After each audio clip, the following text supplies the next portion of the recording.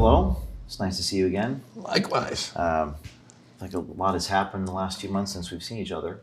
I want to talk first. I want to ask you first about fear itself. Um, and you said that in politics, your party was becoming the party of fear. So let's talk about that. What is it that you fear, if anything? Well, I mean, in that context, somebody asked me when I was at a demonstration, in Germany, and at the beginning of the pandemic, in August of 2020, and there were 1 million people there from all the countries of Germany, and it was like a kind of a Woodstock crowd. It was a very, very diverse crowd, and I was in the crowd shaking hands with thousands of people, and I was not at that time wearing a mask, and almost nobody was. And an NBC film crew, completely masked, approached me at that time, and they said, you're not wearing a mask, aren't you scared of COVID? And I said to them, well, there's things I'm a lot more frightened of than COVID. And they said, like, what? And I said, like, my children growing up in an America where there's no constitutional rights. And, it's been recognized forever that fear is a governing tool. And particularly for totalitarian elements, it's always been the most attractive. Fear, hatred, all of these, kind of dark features of human nature can be used, prejudice, tribalism. But fear is the most potent one. And that's why in 1932, when he was inaugurated, Franklin Roosevelt said the only thing that we have to fear is fear itself. And the reason he said that was because at that moment in history, the global depression, this was long before World War II, the global depression was crumbling financial systems and societies across the world. And in Europe, there were fascist regimes that were using fear to abolish constitutional and civil rights. So you had in Spain and Germany and Italy, you had the rise of corporatism and fascism, and in Eastern Europe, you had left-wing totalitarian regimes also using fear. And in our country, people completely at that point lost faith in our economic system. They were putting their money in their mattresses. About a third of Americans felt that the only hope was a communist regime, and about a third were turning toward fascism or following Father Coughlin or Huey Long, which were urging kind of totalitarian solutions. And Franklin Roosevelt said to people, that is the biggest fear, is fear itself, because that will allow it. We will get through this. We will get through it if we be still. But if we allow ourselves to be manipulated by fear, we will lose everything that we value. Well, one of the things you've written is that fear has been stoked to provoke mass compliance. So is fear itself the biggest issue facing America right now? I don't know if it's the biggest issue, but it has become weaponized by elements within the technocracy and in the kind of corporate kleptocracy to engineer compliance of Americans with things that most people would not put up with under normal circumstances. Censorship. We all know that it's wrong, that there's never been a time in history when the good guys have been the ones who are censoring people. And so Americans know, innately that that the government is not supposed to censor us. And yet we put up with it. We said, okay, those guys are scaring us and we need to shut them up. And, the Constitution doesn't have a pandemic exception. The First Amendment doesn't have a pandemic exception. And, the Constitution was written for hard times. And by the way, the founding fathers, the framers of the Constitution, knew all about epidemics. There were 2 epidemics during the Revolutionary War. There was a malaria epidemic that decimated the armies of Virginia. It was a smallpox epidemic that brought to a halt the armies of New England at the very time when we had taken Montreal. So Benedict Arnold's army had captured Montreal. But because they were undermanned because of the smallpox epidemic, they had to withdraw. Otherwise, today, Canada would be part of the United States.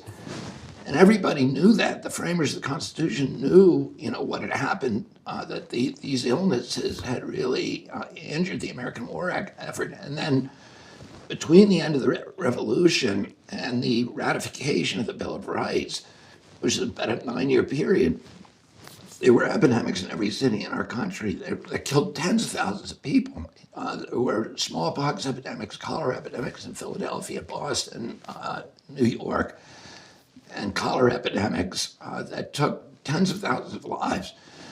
Everybody knew about it, and yet they did not put an epidemic exception in the United States Constitution or any other exception. And, we've been through much worse calamities than COVID-19. During the Civil War, we lost 659,000 troops in action or from disease, but troops on both sides. That's the equivalent of about 7,200,000 today. So much bigger, much larger death count than in COVID. But also our country was being torn apart. We almost lost the United States of America. And yet, when President Lincoln tried to suspend habeas corpus, the constitutional right, the court said you can't do that. And he was doing it for good reason. There were people in the cities who were Confederate sympathizers who were saying and doing bad things and inciting riots that threatened our country, that posed an existential threat to America. And Lincoln was trying to address that issue by by silencing those people with habeas corpus, by locking them up. And the court said, you can't do it. It doesn't matter what the calamity is. The Constitution has to survive through every calamity. So, but if you manipulate people's fear, Americans know these things, but if you manipulate them with fear, people will retreat and will choose a high percentage of people will choose security over, constitutional rights. My experience is that most people are very afraid. That's what people talk to me about. And they sort of look to some things that we've done with bewilderment and wonder. So what made you the way that you are, such that you're not looking at it the same way that so many other people in your position would? Did something happen to you? Was it a accumulation of your life experiences? Was there an event that brought you to the place that you are, where you're not approaching these things from a position of fear? I don't know what it is. I just, I have I think a lot, it's just probably the accumulation of my experience, which dictates that worldview, starting from when I was a little kid, where my father told me, a couple of weeks before he died, when I talked to him, he was talking about government officials, and he said to me, people in authority lie, and he said it, with kind of a sadness in his voice, but my understanding of just living in a democracy is that our job is to maintain a posture of skepticism towards any kind of large aggregations of power. So government officials, corporate officials, we should be skeptical of those things. And then with me, I've spent 40 years suing big polluters, but about 20% of those lawsuits were actually against the government agencies that have become captured by the industry that they're supposed to regulate. So instead of functioning as to protect the public trust and the public welfare, they function as essentially as sock puppets for the industry that they're supposed to regulate. And I found that out the hard way through through suing them and through encountering. Has it made you cynical? Has it lost hope? I would not call myself a cynical person. I'm skeptical. I'm not going to take anything on faith. I'm always going to question things and say, is that really true? If you tell me something, I'm going to say, I want evidence-based. I want evidence-based medicine, and I just want evidence-based world. I don't, Well, your father said, he said, the people in authority lie. Has yeah. it gotten worse? Or has it always been this I bad? don't think probably human nature has gotten worse, but I think the institutions of our democracy have declined, have eroded. And that includes not only the institutions of government, the regulatory agencies, and the White House and Congress, but also the press, which is a critical institution. And when did that start happening, or was it linear? Was there an event? I think, what I really saw, the decline in the public agencies like the environmental agencies and the public health agencies really began around 1980. And if you remember, Earth Day happened in 1970. 20 million people came out onto the street, the biggest public demonstration in American history, demanding that our politicians, Republicans and Democrats, return to the American people these ancient environmental rights. Before Earth Day, the year before Earth Day, the peregrine falcon went extinct in the east. The Adams peregrine, the most spectacular predatory bird, Lake Erie was declared dead. We had, fires. We had these oil spills that closed all the beaches in California. The Hudson River or the Cuyahoga River that year in '69 caught fire and burned with flames that were 8 stories high, and nobody could put it out. And people were, this accumulation of environmental insults drove 20 million people out onto the streets. It was the biggest demonstration in American history, and it scared the political system. Republicans and Democrats got together. Richard Nixon was then president. He created EPA, signed the Clean Air Act, signed the Clean Water Act, and then we passed over the next 11 years 28 major statutes going right up to 1980, the Endangered Species Act, CERCLA, RCRA, all these environmental safe drinking water. And industry was kind of caught off guard. And those statutes were costing them a lot of money. And industry began mobilizing in the late '70s. And by the early '80s, they were in a counterattack mode. And they understood that they needed to get a hold of these regulatory agencies and make them industry friendly. And that process, I watched that process because I was from 1984, I was, litigating against polluters. I joined the commercial fishermen on the Hudson River and started suing polluters on And the by the way, I Hudson. used to swim in Croton on Hudson when I was a child Yeah. in the 90s. Was it cleaned up by then? No, Mid-90s? that may explain some stuff about you, James. But it was not clean. There's a swimming hole near Croton on Hudson, very sandy. I don't know if you know what I'm talking Yeah, about. I've been swimming. In fact, I scuba dived one time the entire length of that river from the Croton Dam all the way to the mouth of the Hudson River. So I've swam in the entire Croton River, and that town was a very important part of the history of the commercial fishermen on the Hudson River. It was one of the enclaves of the commercial fishery, and those are the people that I represented for When did it get cleaned up? 40 the years. river? It started. The cleanup started really in the mid '70s. I mean, my group started suing polluters back then, and I joined them then in '84, and we brought 500 lawsuits against Hudson River polluters. And today, the Hudson is the richest waterway in the North Atlantic. It produces more pounds of fish per acre, more biomass per gallon than any other waterway in the Atlantic Ocean north of the equator. So you mentioned the EPA, the administrative agencies like the CIA and the FBI.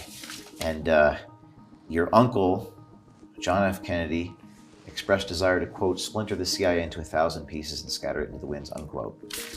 I myself have been raided by the FBI. I'm one of the few, if not the only journalist in American history to be raided by FBI agents who took my and my colleagues' journalist notes, and the ACLU came to my defense, which is, I think, a good thing. But in terms of these agencies, Going back to my question about was it always this bad? J. Edgar Hoover was the head of the FBI 50 years ago, 60 years ago. Was it worse back then? Is it as bad? Is it getting worse now? How would you compare present day to when your uncle was president? You mean with the enforcement agencies? Yes. I think it's more insidious today because of the technologies of control. Back then, back then you had really terrible people running the agency, like Alan Dulles and James Jesus Angleton, Frank Wisner, people who were genuinely murderous and felt like there was no, controls on their behavior. And they started Operation Mockingbird at that point, which was an operation to compromise American journalists. So they had about 400 journalists that we know of. Carl Bernstein wrote an article about Mockingbird around 1975 or 76 in Rolling Stone. And at that point, I think there were some 400 editors, journalists, from all the largest publications. The New York Times had been compromised. The Washington Post was basically. What do you mean by compromised for people who? Well, they were functioning. The high-level people at those journals were working for the agency or had signed secrecy agreements with those agencies, with the CIA. And at CBS, ABC, NBC, high-level journalists. So today, today that's going on. After 75, when it all came out, during the Church Committee hearings, the CIA promised that it would no longer compromise American journalists. It continued the program to compromise journalists all over the world. And today, the CIA is the biggest funder of journalism in the world. And how about present day? They fund it through USAID. But in 2016, Obama, there's a provision in the CIA charter that says that the CIA cannot propagandize the American people. President Obama adopted and I think it was through an executive order in 2016, that essentially reopened the door for Operation Mockingbird so that the CIA began once again to propagandize American people. How are they doing that presently? Well, I mean, we know that they did it. We've published articles on the CHD website that shows the journals that appear now where high-level intelligence officials are, or people associated with the intelligence industry, are running those journals, like Noah Schlackman, who runs Rolling Stone, who came from Daily Beast. Daily Beast was run by John Avalon, who has deep ties to the intelligence agencies. But even journals like Smithsonian and National Geographic, Nature, the Washington Post, the New York Times appear to be compromised by the CIA. We know from the Twitter files at both the FBI and CIA were operating portals within the Twitter and Facebook that allowed them to manipulate information and to deplatform people and to silence certain people that they didn't like in the social media. So, but the big answer to your question is the problem is today that is frightening is that with AI, with artificial intelligence, and with all of these surveillance, like facial recognition systems, the satellite systems that are now, I think we're going to have 415,000 low-altitude satellites, where they can look at every square inch of the Earth at 24 hours a day. They have technology now that can look through walls, and just surveillance technology. We're all under surveillance. Your GPS, your cell phone is spying on you. We're carrying around these devices that are all spying on us, or all have the capacity to spy on us, and of course they are. To what end? What? To what end? Well, I mean, the thing that's financing most of this is our commercial and mercantile interests. Oh, you start talking. I mean, I'm sure you've had this experience where you say, I need a better mattress. I can't sleep at night. And then 20 minutes later, you get this, a bunch of mattress ads on your cell phone. Well, they're listening to you. And that's kind of innocuous and actually convenient that they're listening to you and then putting up, solutions So the to your regulatory problem. capture. But the government also is listening to you. And if you're doing something that, if you are doing something that involves dissent or disobedience to government mandates, it's quite possible that there's some government agency that's keeping track of that. Have you And that's scary. experienced any retaliation in the since the pandemic? Have you seen any overt forms of retaliation against you by the intelligence community, to your Well, knowledge? we don't know. I mean, we don't know because there's always kind of irregularities on your cell phone. We get, we come under attack by bots almost daily at the Children's Health Defense, but you don't know who's orchestrating it. It's all kind of obscure and invisible.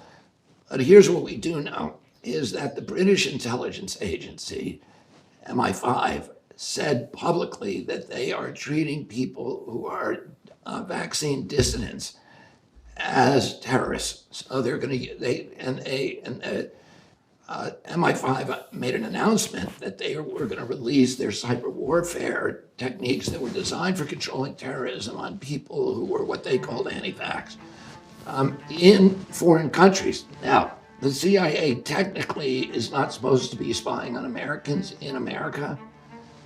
But the way that they get around that is they use the Five Eyes, which are the intelligence agencies from our top allied countries, to do the spying, and then they share the information with the CIA. So that's one way they can do it. The commercial capture to help you sell a mattress is one thing. Gathering all this information, is it just for information for its own sake? Who are these people beholden to? What is their ultimate MO? Well, the thing they may not have any.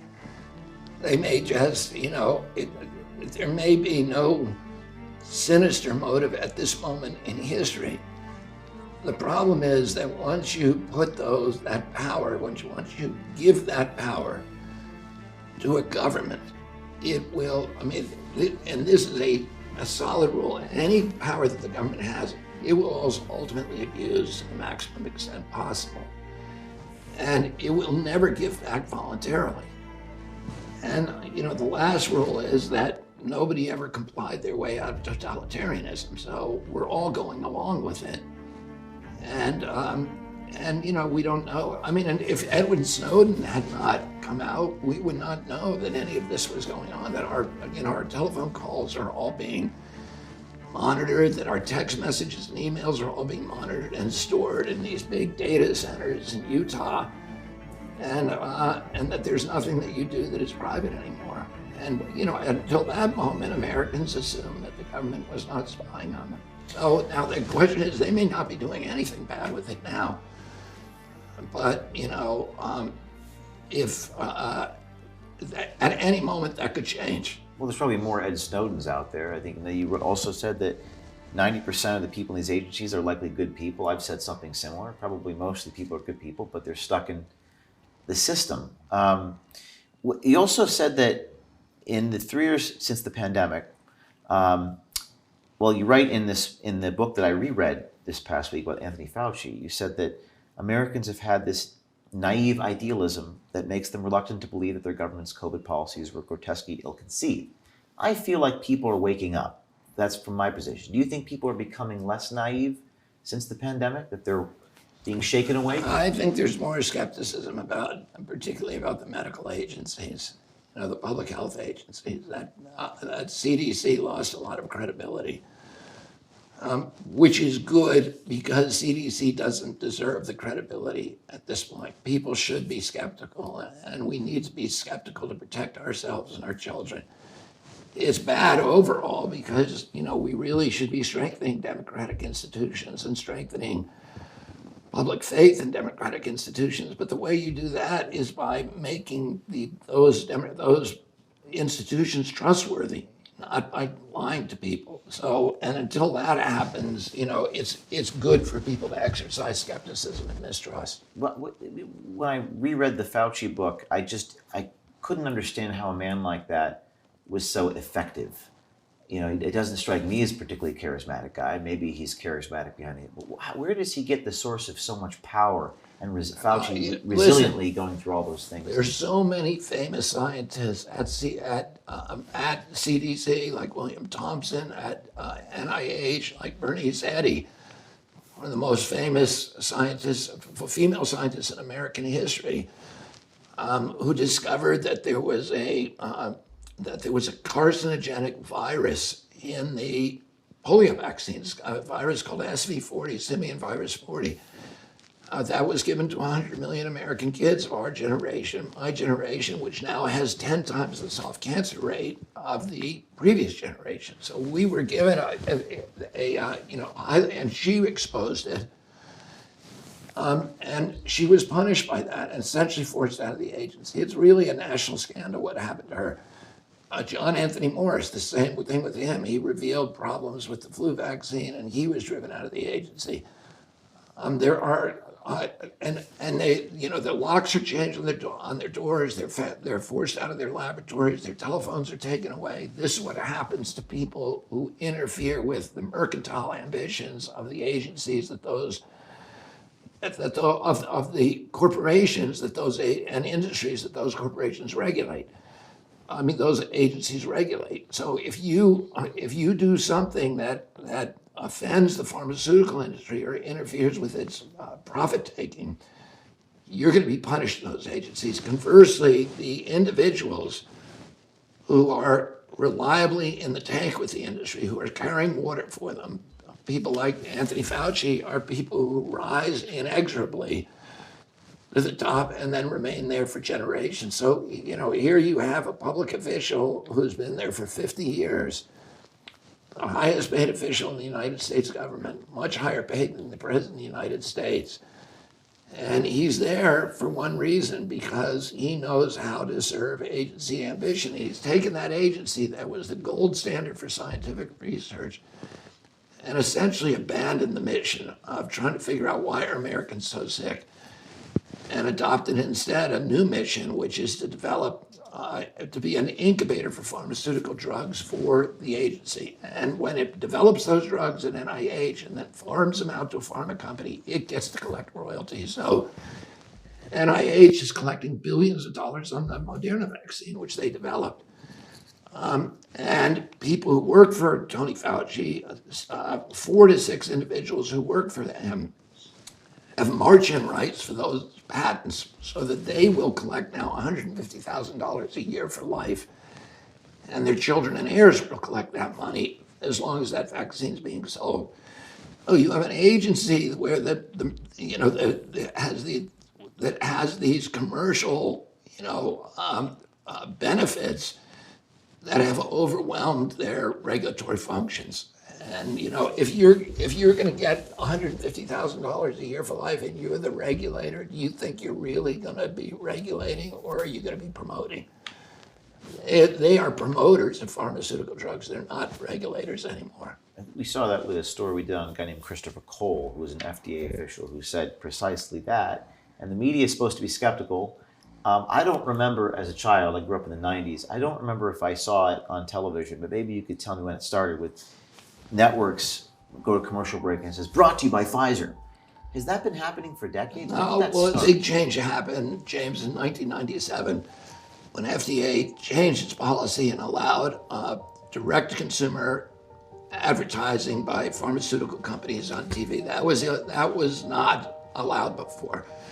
There are only 2 countries in the world that allow direct-to-consumer advertising on TV by pharmaceutical companies. That's New Zealand and the United States, and it's one of the reasons we take 3 to 4 times the pharmaceutical drugs as any other nation.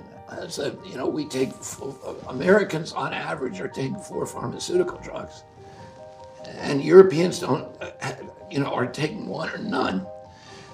And we are the sickest population in the world. We have the highest chronic disease rate. We spend more on healthcare. We've spent $4.3 What trillion changed in on healthcare. 97? 97. What was the reason? 97. Well, 97. FDA had been captured by the agency, by the industry, and so and it changed the rule. And now, I had this experience with Roger Ailes one time, who was the founder of Fox News. And I knew Roger. When I was 19 years old, I had this odd relationship with him, where I spent 3 months in a tent with him in Africa. And he had just come off the Nixon campaign and the Merv Griffin show. He was a producer at that time. It was before he started Fox News. And we spent the summer together shooting this movie over there, or the TV show over there. And we became friends. And he was he was a very brilliant guy. He was very witty and funny. And he was a very loyal friend. So when he started Fox News, and I started seeing him as a kind of Darth Vader, that he was, that he was just destroying so much of the things that I cared about and about American culture. And I felt antithetical to all the things that he believed in, but we maintained a friendship. And he would put me on. I was the only environmentalist who was going on Fox News regularly. So he would make Sean Hannity put me on, and Neil Cavuto and Bill O'Reilly, and I was on Fox News all the time talking to their audience about environmental issues. And I went in 2014. Roger had a family member who had been vaccine injured, and and at that point I was working on a documentary. We co-produced a documentary about the links between vaccination and neurological injuries. And he watched it along with several other executives there. And I said, "Can you help me? Can I go on the air and promote this?" And he brought me into his office and he said, "I can't do this for you." And he said, "This is like a red line for us." And he said, on average, 75% of the advertising revenues and the nightly news come from pharmaceutical companies. He said, on average, there's 22 advertising slots on the nightly news, and 17 of those are pharmaceutical companies. And he said, if one of my hosts, like Cavuto or Sean, allowed you on to talk about this issue, I would have to fire them. And if I didn't, I would get a call from Rupert Murdoch within 10 minutes. So that kind of opened my eyes about, the impossibility. Then I had many, many other experiences like that, where TV hosts would do.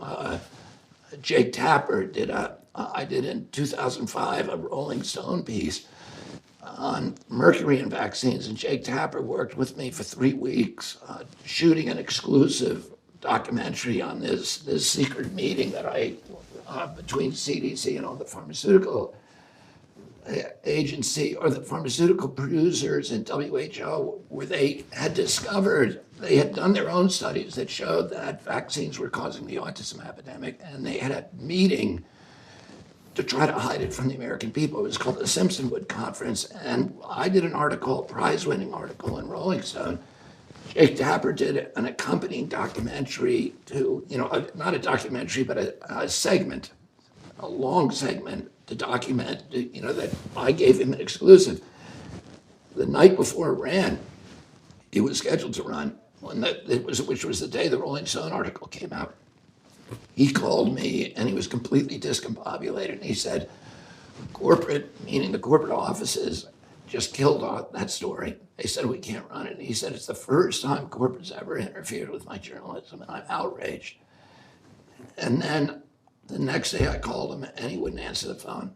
And then they aired instead a segment that said that vaccines are safe. It was just a propaganda segment. So I saw this again and again, how the industry, by not only uses the news shows as a platform to promote its products, but it was now dictating content to those newsrooms. And one of the things is, James, is the evening news is the ideal audience for pharmaceutical products because, as you know, kids don't watch TV anymore. They don't watch the evening news.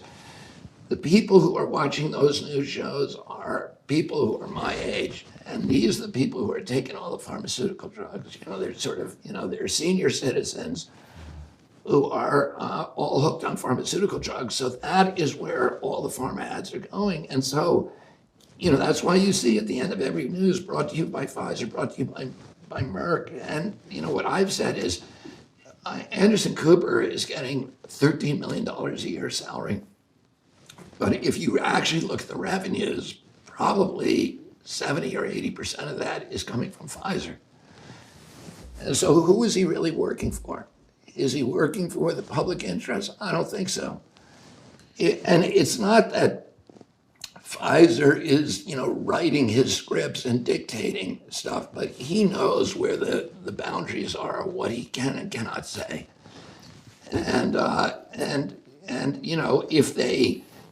if he does say the wrong thing, then there is a conversation that's going to take place, like there was with Jake Tapper. Well, what media outlets do you admire journalistically? Like Elon Musk's Twitter is an example of one where people are in the comments posting about Pfizer officials. When we did our story, people were finding out the name of the guy and where he worked, and it was sort of a citizen run. But is there any media institutions that you do respect or admire journalistically? Well, I would say the ones now that are, free of pharmaceutical, there's very few. And Which are they? Well, I would say Epic Times is one that, and by the way, I'm skeptical about any news source, so I double check everything. Where do you get your news? I get it from a lot of different sources, and I'm on a lot of different listservs, and I read the scientific journals, and I read critical assessments of those journals, and so I'm on my cell phone for a couple of hours a day. So you have to read between the lines. Yeah, I read between the lines, but I'm used to that because my job is about reading science critically. I sue people. I sue all my lawsuits. Almost without exception, involve scientific controversies. So when I sue Monsanto, there's a bunch of peer-reviewed publications that say that glyphosate, which is in the Roundup, causes kidney cancer and non-Hodgkin's lymphoma. And then there are some studies on the other side that say, oh, we didn't find it. And when we went to court against Monsanto, I tried 3 cases against them. They had the top scientists in the world from Stanford, from Yale, from Harvard, coming in and saying glyphosate is safe, Roundup is safe. And then we had our own scientists from Harvard, Stanford, and Yale saying, no, it isn't. So that's why, when somebody says to me, trust the experts, I'm like, which expert? Because there's always experts on both sides. And, that's not science. And what the experts say is not science. What Tony Fauci says is not science. The CDC says is not science. Science is what you read in PubMed, in peer-reviewed publications, and even that you have to read critically because those guys, a lot of them are on the take too. Debbie Bernal was one of 2 Pfizer officials that came to me, and she went public in March with me on a stage. And she communicated to me just how scared she was. There were vans outside of her home. She was terrified. Are you, going back to the fear issue, do you ever get scared that these government agencies, these pharmaceutical companies are going to try to physically harm you or the people that you care about? I don't get scared about it, and I don't worry about it, but I know I'm aware of it. I'm aware of that danger. But I'm not gonna worry about that stuff. And I feel like, this is my country, and I have a kind of a duty to fight that kind of stuff. There was a generation in this country in 1776 that put their lives on the line. A lot of them died and put their fortunes on the line and their property and their reputations, their livelihood, in order to give us the constitutional rights that we now take for granted. And Oh, and in 1 year, we saw so many of those constitutional rights just eviscerated, and we have to be willing to make the same kind of sacrifices they do. There's a lot worse things to me than dying, and one of those is having my kids grow up in America where they do not have the constitutional rights that I grew up with. A lot of people express to me that we're past the point of no return, that there's sort of hopelessness, and we're so divided in this country. You talked about this in your speech. You're announcing the president. How do you stop that division? I mean, I think that the way that you bring people together is by telling the truth to people and just being frank. And, my father succeeded in doing that, by being just brutally honest with people and telling people things they didn't want to know. My father, when he ran for president, had almost no chance of winning. He was going against an elected president of his own party. He had all of the institutions of the Democratic Party against him. He had the labor unions against him. He had the big city mayors, all of who had been with him 4 years earlier in 1960 when he ran his brother's campaign.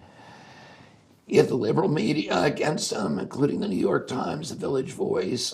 He had the liberal Democratic clubs. He had Hollywood was against him because they were all with McCarthy. And even the New Deal people who he had brought into office were now all working for LBJ.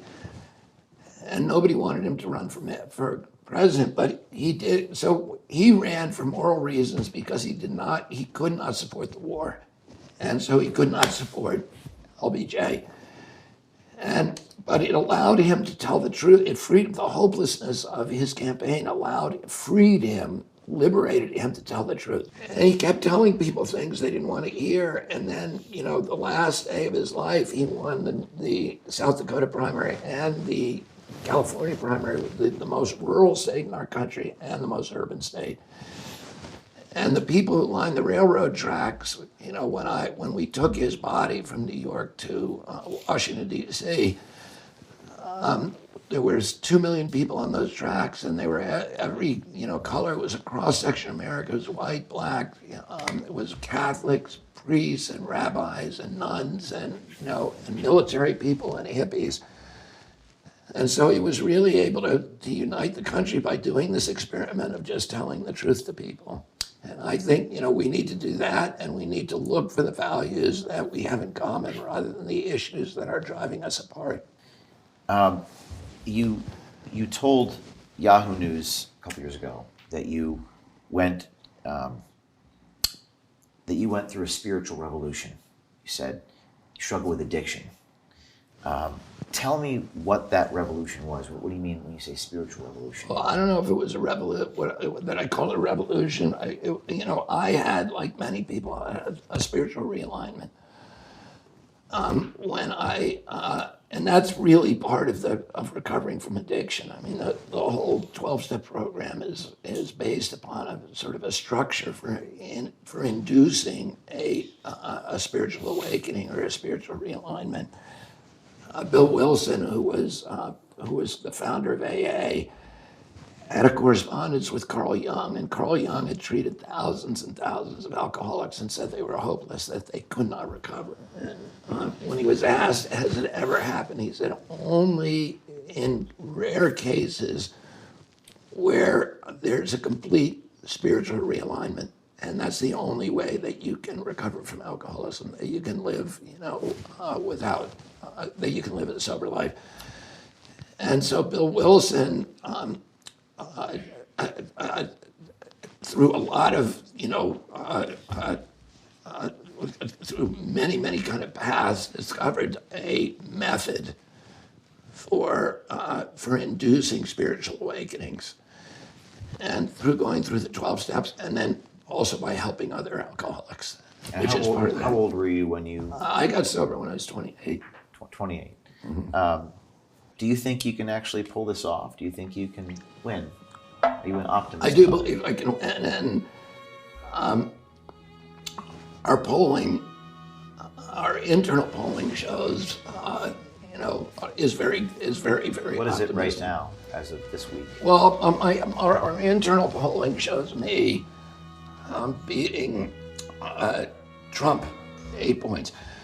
Oh, I think because of my ability to attract independents and many Republicans, that I actually have probably a better chance of winning the election than any other Democratic candidate.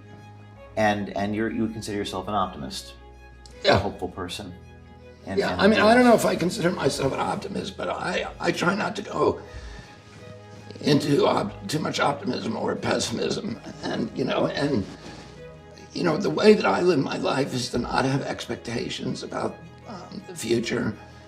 And I learned that, as an environmentalist, because when you're an environmentalist, if every victory that you have is temporary and every defeat you have is permanent, and you end up seeing a lot of stuff lost, which I did. You see places that were sacred and beautiful being destroyed.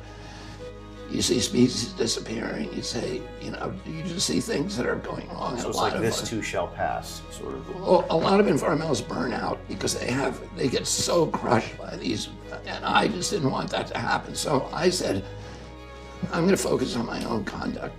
And I really don't have any control over anything except for this little piece of real estate inside my own shoes. And God's in charge of the results, but I have to do my part, which is to get up every morning and say, reporting for duty, sir, and then going out to the front lines and fighting the battle. And if we win or lose, that's in God's hands, but I don't have expectations. So if we lose, I'm going to treat it the same way as if we win. And that, if you don't have expectations, you don't get disappointed, and you can't be beaten, because no matter what happens, you're going to come back fighting. And that is what makes me relentless, because I don't have any expectations. No matter what they do to me, I'm going to get up and fight. Last question. When you become the president, if you become the president, you're now governing the administrative state. You're in charge of these agencies. What things will you do? What things can you control when you get into that position? I've spent 40 years studying these agencies.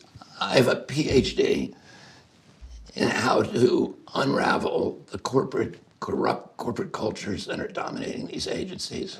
When you litigate against the agency, you spend all your time thinking about how do they get this way? And who is it? There's so many good people who work here. Why are they working so dysfunctionally? And, I know the people in many of these agencies that have to be moved. I know how to change the corporate culture. And I'm really, in that little twilight zone before you fall asleep every night, I'm thinking about what I'm going to do in the first weeks when I get into office about fixing these agencies, one at a time. I don't, that's something I'm excited about. And you won't say what that is because you don't want to give your cards away. Show your cards to them. Well, I mean, I could actually sit down and give you details, but it would be Broadly a long speaking, conversation. Yes. Well, all right. Well, thank you very much. To be continued, and wish you the best. Thank you very much, James. Thanks for having me.